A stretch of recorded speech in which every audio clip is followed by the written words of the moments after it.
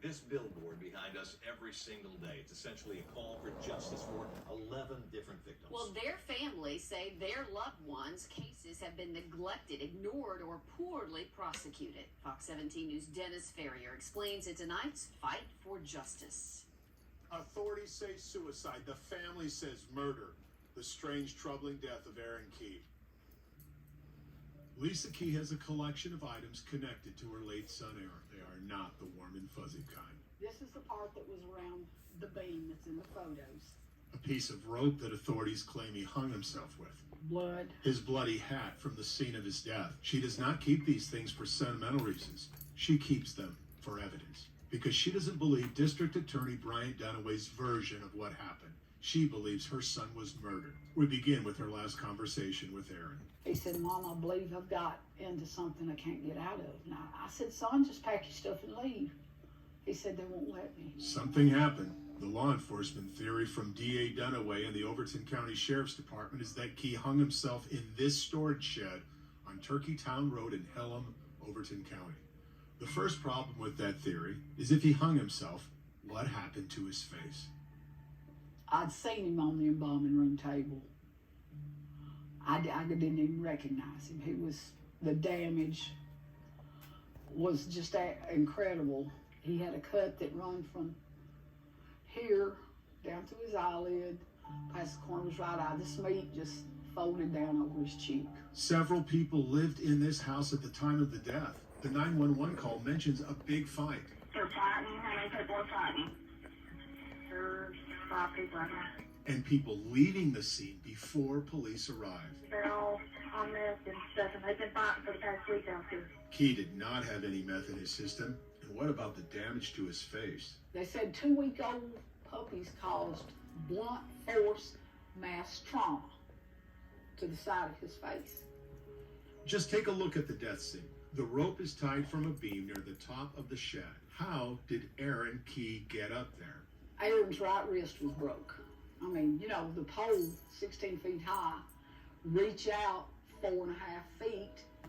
It's not possible to tie a slip knot with one hand hanging on like that. Then there is the ace bandage. This was always on Aaron's bare foot under his shoes and socks. Key says she found it laying on the storage shed floor, but his shoes and socks were on. How did that happen? If you're wondering how Lisa Key ended up with these crime scene items, she says they were never collected by law enforcement. She got them afterwards when she was trying to figure out what happened.